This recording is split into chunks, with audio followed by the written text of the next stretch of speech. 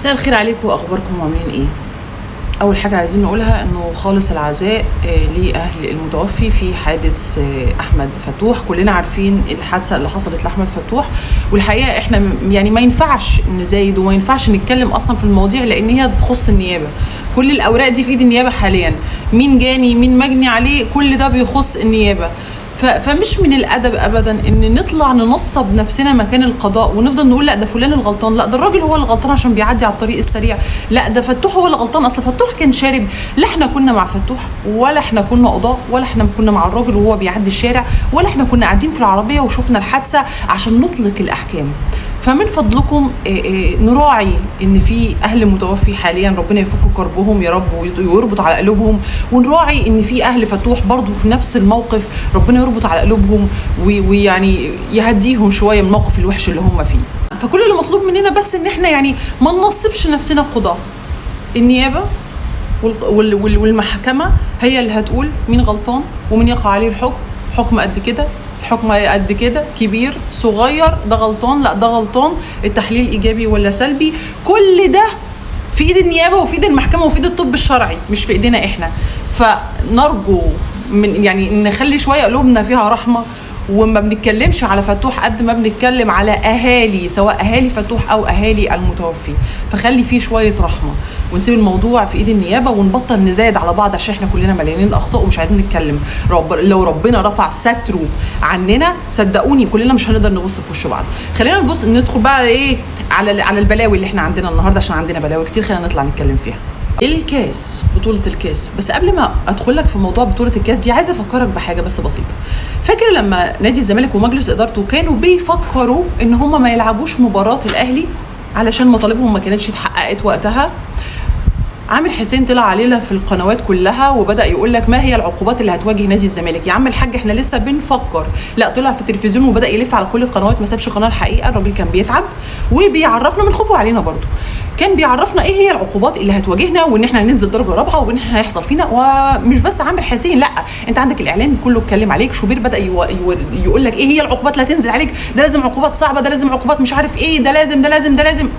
وبدا الاعلام كله يتجه في نفس الاتجاه ويخوف نادي الزمالك من كم العقوبات اللي هتواجهه لو ما لعبش مباراه الاهلي، وبضروره لعب مباراه الاهلي. طيب احنا هننزل درجه رابعه واحنا هينزل علينا عقوبات وفلوس وبلاوي ونقط هتتسحب مننا وخلافه، علشان بس فكرنا، ما كناش لسه طلعنا القرار، فكرنا ما نلعبش مباراه الاهلي. ولكن على النقيض لما النادي الاهلي انسحب رسميا من بطوله الكاس ما سمعناش اي حد طلع من الاعلام انتقد وقال لك ايه العقوبات اللي هتقع على النادي الاهلي، بل بالعكس بداوا كلهم يقولوا لنا ما هي فوائد الانسحاب من بطوله الكاس. هتدخل موسم جديد على نظافه، مش محتاج الكاس في حاجه يا باشا، لا هتريح لاعبتك مجهده، هتعمل بلا بلا بلا. بداوا يرسموا لك الدنيا وردي ويعرفوك ما هي فوائد الانسحاب. هتيجي تقولي لا اسمه اعتذار ما اسموش انسحاب. هقول لك الاعتذار ده لو انت ما كنتش لسه دخلت البطوله، انت اوريدي دخلت البطوله، انت اوريدي لعبت خلاص. فلما تبقى بتلعب وتيجي تبعد تقول لا معلش، ده اسمه انسحاب مش اعتذار. ولكن خليني اقول لك ان احنا مش هندخل في جدل الاعتذار ولا الانسحاب دوت عشان مش هيفيد كتير، مش هنركز في تفاهات قد ما هنركز في لب الموضوع.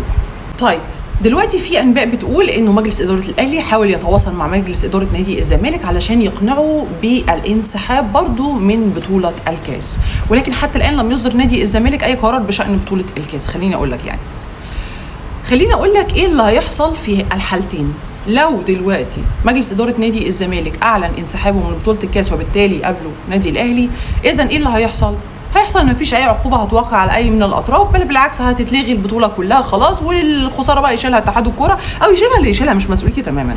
اوكي طيب في حاله لو مجلس اداره نادي الزمالك قرر ان هو هيلعب البطوله ومالوش دعوه بالنادي الاهلي، انا ماليش دعوه انا هكمل في البطوله، ايه اللي هيحصل ساعتها؟ اتحاد الكوره هيكون بين نارين، نار انه ما يوقعش عقوبه على النادي الاهلي، ونار ان هو هيوقع عقوبه على النادي الاهلي. فالاحسن ليهم من ايه اللي يحصل؟ ان نادي الزمالك ينسحب من البطوله دي علشان ما يقعش في صدام مع النادي الاهلي. ايه اللي يخصنا احنا بقى كزملكاويه؟ عشان كده بقول لك لما بجيب سيره الاهلي بيبقى في ترابط ما بيننا احنا الاثنين، في بطوله بنتكلم فيها، في علاقه دايره في الموضوع اللي بنتكلم فيه، مش حبا فيك صدقني، مش حبا فيك صدقني، انا مش عايز اجيب سيرتك تماما انا عايزه اركز في النادي بتاعي. بس العلاقه التي تربط بيني وبينك ان احنا الاثنين انديه قطبين مع بعض داخلين في بطوله، فعشان كده بجيب في سيرتك، ده التوضيح مش اكتر، عشان لما طلعنا على القناه قعدتوا تقولوا اشمعنى بتجيب سيره الاهلي وبتاع. اوكي طيب ايه بقى اللي يهم نادي الزمالك او يهم جمهور نادي الزمالك؟ انا واحده من جمهور نادي الزمالك هتكلم عن نفسي، انا تهمني البطوله دي. وطبعا خيالك المريض هيصور لك انه انا بقول يهمني البطوله دي علشان خاطر يقع عقوبه عليك. صدقني والله العظيم ما تديش حجم اكبر من حجمك. انا اللي يهمني في البطوله دي انه انا محتاجه بطوله اسهل ما يمكن. طيب هتقول لي طب ما احنا اللعيبه بتاعتنا محتاجه تريح. ما هو اللعيبه بتاعتك مريحه لاخر الدوري، اللعيبه بتاعتك الاساسيه مريحه لاخر الدوري. العب بالناشئين بقى، العب بالبدلاء، العب بدكه، العب باللي هتسميه المسمى اللي انت عايز تلعب بيه، ولكن بطوله ما فيش اسهل من كده جايلك على طبق من ذهب. اذا المفروض ان انا افوز بالبطوله دي واخش والعب واجيب البطوله دي. هتقول لي بريح اللعيبه، هقول لك اللعيبه اللي انت عايز تريحها وتدلعها اكتر من اللازم دي، مع انهم واخدين فتره راحه، انه اللعيبه دي بتاخد ملايين وانا بدخل معاهم في صدام ومشاكل وتجديدات وخلاف، وبدخل في مشكله تراكم ديون بسبب ان هم بياخدوا ارقام خزعبليه. فمقابل ان هم بياخدوا ارقام خزعبليه دي انا محتاجه منهم بطوله. مش هياخدوا ارقام خزعبليه وفي نفس الوقت يريحوا في الدوري. قعدنا نقول خلاص الدوري احنا مش بننافس عليه فهنلعب بالناشئين او هنلعب بالبدلاء وهنريح اللعيبه الكبيره، خلاص احنا مش بننافس، فانت لعيبتك اوريدي مريحه، فهتيجي تريحهم اكتر في بطوله زي بطوله الكاس اللي الجمهور محتاج ان هو يفوز بيها. مش من العقل ابدا ان انا انسحب من بطوله زي دي ابدا. نيجي بقى عند الموضوع الاهم واللي شاغل الراي العام الزملكاوي. نادي نيوم السعودي عرض على مجلس اداره نادي الزمالك بشكل رسمي بيع زيزو، وقال لك انه في شهر واحد كده زيزو هيروح ببلاش، هيبقى ليه حق ان هو يمضي في اي نادي، فليه ما استفدش منه. ونادي نيوم السعودي عارض على مجلس اداره نادي الزمالك الرقم المتقارب اللي بيتقال على السوشيال ميديا انه 6 مليون دولار. جديا مجلس اداره نادي الزمالك، دي الاقاويل اللي بتتقال، انه جديا مجلس اداره نادي الزمالك بيفكر فعليا ان هو يبيع زيزو، وشايف انه لما يبيع زيزو الموضوع ده هيحل له حاجات كتير. هنقدر نعمل صفقات، هنقدر ندفع مستحقات اللعيبه سواء في العاب الصالات او في كره القدم، هنقدر نعمل حاجات كتير قوي، وبعد كده ان شاء الله زيزو يرجع لنا وخلافه، ولكن ده هيعود علينا بمبلغ كبير، اللي طبعا ضد القرار ده كل جماهير نادي الزمالك. ولكن خليني ادخل معاك واكلمك باللغه اللي انت بتحبها.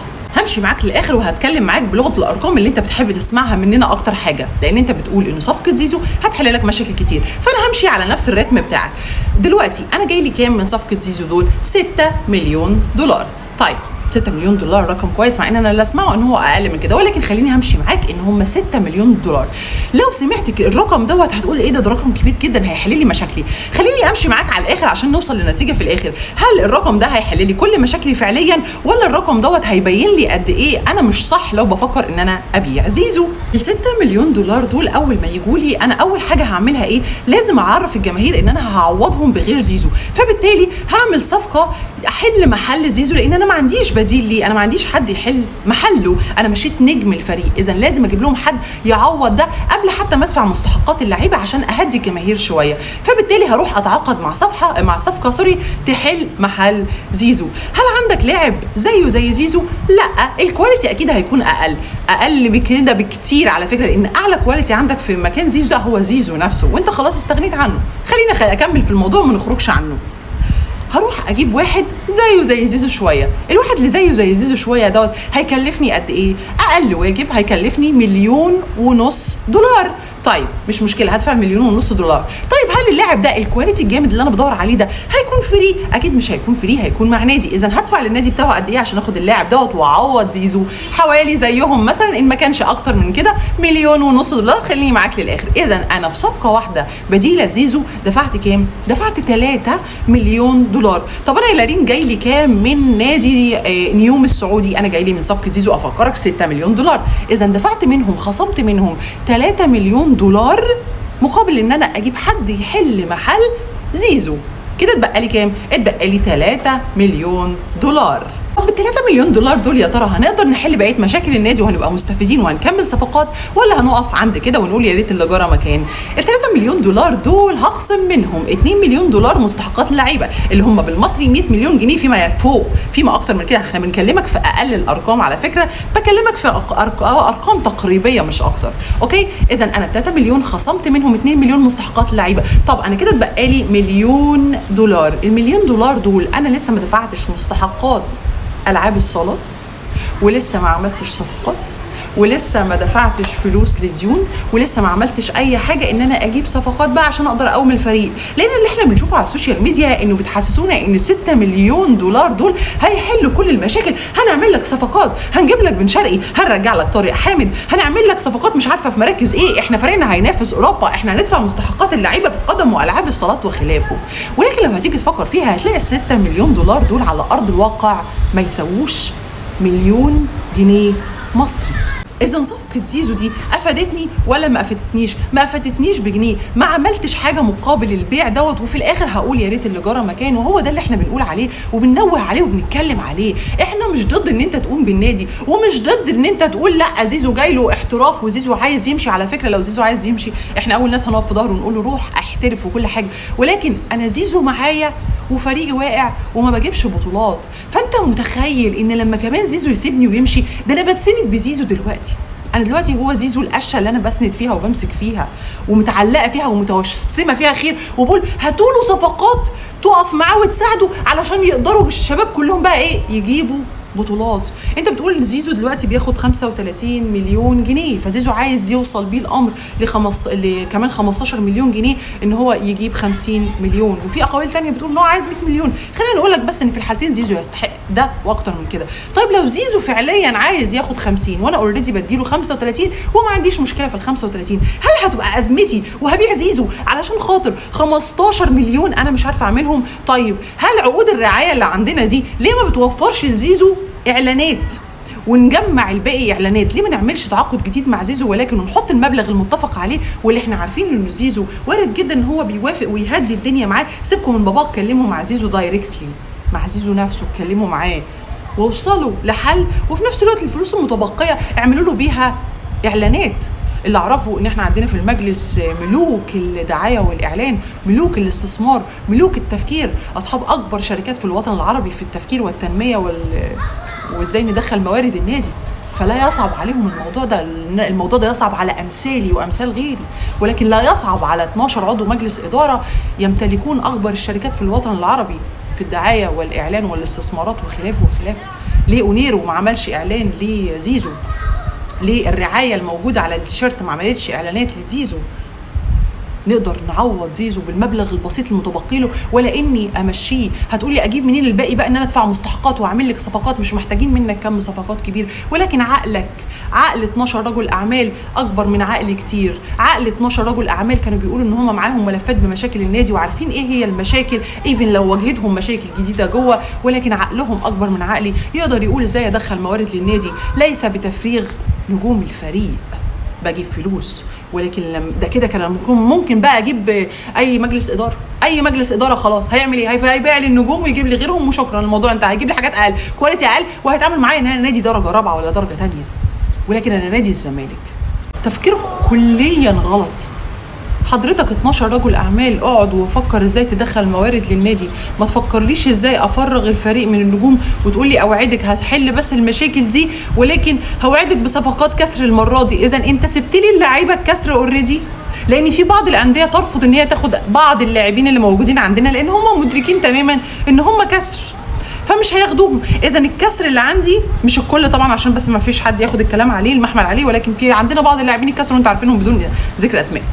فانا هبقى على اللعيبه الكسر اللي موجوده عندي وهبيع زيزو نجم الفريق وبفرغ بقى نجوم الفريق وخلافه واجيب لعيبه كسر برضو، لان الفلوس مش هتكمل ان انا اجيب لعيبه زي زيزو واعوض زيزو وخلافه، فيبقى عندي كل فريقي كسر. فابقى بتعامل ان انا نادي درجه رابعه بقى، نادي درجه 50 60 مش مشكله، نادي مش موجود تماما، وابقى الاسم ان انا حليت مشاكل النادي. انا مجلس اداره نادي الزمالك، انا قوي جدا، انا بعرف احل المشاكل. يعني حليتها ازاي؟ بعت نجم الفريق. طب وبعد اللعيبه الكسر وبعد ما بقينا نادي كسر بلعيبه كسر ومش هيجيب بطولات، ما تطمحش ان هو يجي النادي يجيب بطولات. هل دفعت العاب الصالات؟ لا. هل دعمت العاب الصالات؟ لا. ما الفلوس ما كملتش بقى، فاحنا لا دعمنا ولا جبنا صفقات عليها القيمه وبعنا نجم الفريق ولا حتى فرغنا النادي من الناس اللي تستاهل ان هي تتفرغ من نادي زي ناصر المنسي مثلا، اللي قاعد مش عايز يمشي، قاعد مكمل معانا بياخد مبلغ وقاعد مش مش عايز يمشي، وملوش عروض بره، مش عارفين نسوق ومحدش عايزه، فاحنا مضطرين بيه، قاعدين بيه. ولكن الراجل اللي شايلنا واستحملنا كتير ونجم من نجوم الفريق بنقول له مع السلامه عشان نحل مشاكل اللعيبه الكسر اللي جوه. باي منطق وباي عقل يقول ان انا بيع زيزو؟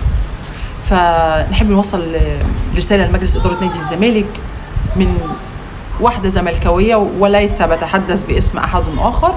انا كزملكاويه انا ضد بيع زيزو، واعتقد بعض جماهير نادي الزمالك زي اعلنوا كتير على صفحاتهم، الناس كلها بتتكلم ان هم ضد بيع زيزو.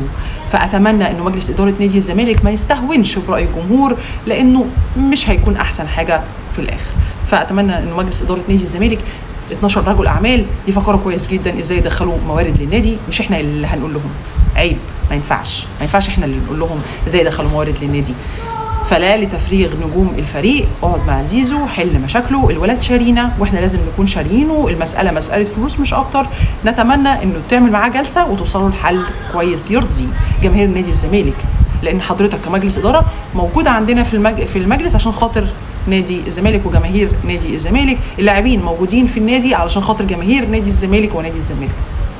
اذا كل بيشتغل، كل بيعمل ده علشان خاطر جماهير نادي الزمالك. فاتمنى ان انتوا تشوفوا جماهير نادي الزمالك عايزه ايه وتعملوه، لانه حضراتكم متواجدين عشان كده. فاشوفكم في الفيديو الجاي ان شاء الله.